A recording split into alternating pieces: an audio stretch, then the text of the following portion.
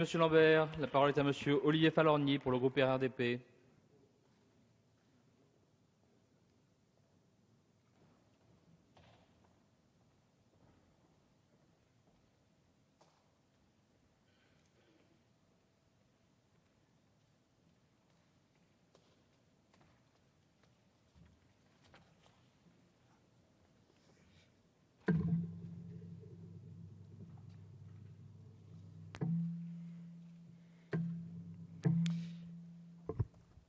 Monsieur le Président, Monsieur le Ministre, Monsieur le Président de la Commission, Monsieur le rapporteur, mes chers collègues, d'aucuns diront qu'à chaque nouveau gouvernement, son nouveau texte sur l'école. C'est vrai. Par le passé, chaque nouveau ministre de l'Éducation nationale a voulu laisser son empreinte dans une énième réforme. Mais ici, ce n'est pas de cela dont il s'agit. Aujourd'hui, il s'agit de reconstruire ce qui a été détruit. La formation des professeurs, tout d'abord. Comme si enseigner pouvait laisser place à l'amateurisme, n'être qu'un hobby. Les professeurs souffrent d'un manque de reconnaissance et cette absence de formation les plonge dans une situation intenable. La pédagogie est au centre du métier. Oublier d'enseigner la pédagogie est un non-sens absolu et irresponsable. Le précédent quinquennat en particulier a fait montre d'une inconscience et d'une désinvolture coupables. Car enseigner est un métier. Apprendre à apprendre, apprendre à donner le goût d'apprendre, apprendre à développer chez l'élève l'esprit critique et en faire un véritable citoyen. Être doué en mathématiques ne suffit pas à faire de quelqu'un un bon professeur. Les meilleurs danseurs, les plus grands musiciens ont tous eu des professeurs, certes moins doués qu'eux dans leur art, mais en revanche doués d'un sens pédagogique qui les aura portés, qui les aura élevés. Et si justement nous revenions au sens premier du mot élève, un élève n'est pas un être à qui l'on inculque 2 ou 3 formules mathématiques, 2 ou 3 règles de grammaire, 2 ou 3 dates historiques. Un élève est un être que l'on élève, justement, que l'on pousse à donner le meilleur de soi-même, chez qui on développe les talents, quels qu'ils soient. Un être pour qui tout aura été fait pour révéler ce qu'il est et à qui on aura donné toute confiance pour qu'il s'épanouisse.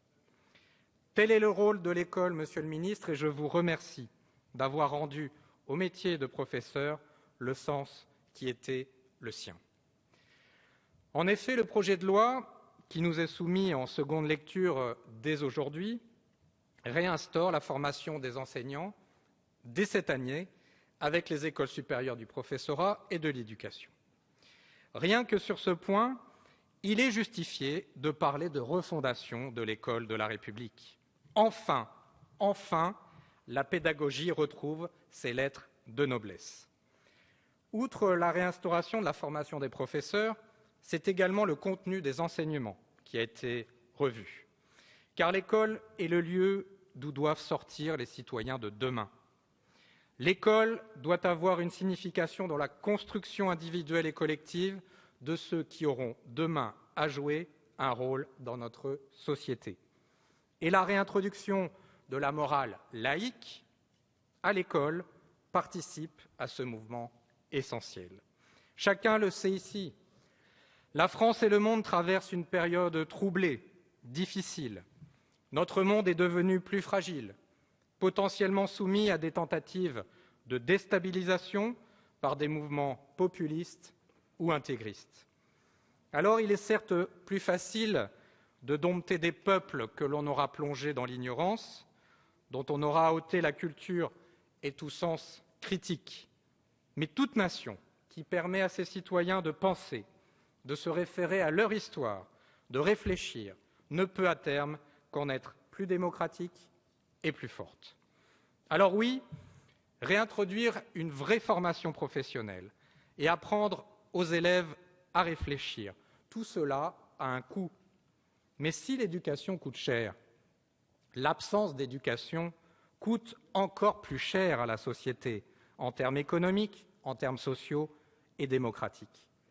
car c'est à l'école que se construit l'attachement citoyen aux valeurs de la République. Je le disais plus tôt, l'école a été mise à mal sous le précédent quinquennat et le gouvernement se doit aujourd'hui, pour nos enfants, de reconstruire ce qui a été détruit. C'est tout le sens des 60 000 postes dans l'éducation nationale qui vont être recréés dès à présent, alors que 80 000 postes avaient été supprimés sous l'ère Sarkozy. Alors d'aucuns diront que c'est inutile, se référant au dernier rapport de la Cour des comptes, sans craindre d'ailleurs de distordre ce texte de façon éhontée. Le plus de maîtres que de classes que le projet de loi pour une refondation de l'école de la République veut mettre en place, c'est une chance. Chacun d'entre nous ne peut que se féliciter de ce que nos enfants seront plus encadrés, plus soutenus, plus encouragés. Créer 60 000 postes a un coût, certes, mais il en va de la réussite scolaire des élèves et de leur épanouissement. Il en va avant tout de l'égalité des chances, notion qui devrait rester constamment à l'esprit de nous autres, législateurs. Liberté, égalité, fraternité, c'est pour cela, en effet, que nous œuvrons. Je tiens ici à remercier l'initiative de mon collègue Thierry Braillard, qui, en présentant un sous-amendement en commission, a impulsé l'idée que la Déclaration des droits de l'homme et du citoyen de 1789 soit apposée dans les établissements scolaires, qu'ils soient publics ou privés. Monsieur le ministre, vous avez souhaité, à juste titre, que cette apposition le soit de façon visible. Mais l'idée était bien là. Merci donc de l'avoir appuyée. Il était important, voire essentiel, de réaffirmer que l'école, qu'elle soit publique ou privée, a un rôle à tenir au sein de la République. Car l'école a une mission impérieuse, celle d'établir la véritable égalité entre les citoyens de demain. L'égalité des chances qui ne distingue les enfants que par leurs efforts et le mérite, et non par l'origine et l'argent. Je veux ici saluer tout particulièrement votre engagement, Monsieur le ministre, en faveur des écoles des quartiers populaires et des zones rurales en difficulté. Sans doute l'avez-vous déjà constaté, l'ensemble des amendements déposés par le groupe 2RDP ne poursuit qu'un seul objectif, l'égalité des chances qui cimente les liens entre nos concitoyens et qui construira la société apaisée dont nous avons tellement besoin aujourd'hui, sans doute plus que jamais. L'égalité des chances, c'est donner à chacun la même possibilité que tout autre d'accéder à une vie meilleure. L'égalité des chances, c'est ouvrir pour tous le domaine des possibles. C'est permettre à chacun d'accéder à la liberté d'être celui qu'il aspire devenir. C'est le chemin vers la fraternité, car les autres ne sont alors plus un obstacle, des concurrents, parfois déloyaux, à notre réussite. Les autres, de par l'égalité des chances, deviennent alors le sel, le moteur, l'élan qui mène les êtres vers leur réussite. La réussite individuelle devient alors réussite collective et la société n'en devient que plus confraternelle et apaisée. Je tiens cependant à attirer votre attention, Monsieur le ministre, sur plusieurs de nos amendements qui n'ont pas retenu toute votre vigilance et auxquels le groupe 2RDP tient tout particulièrement car ils participent tous de l'égalité des chances.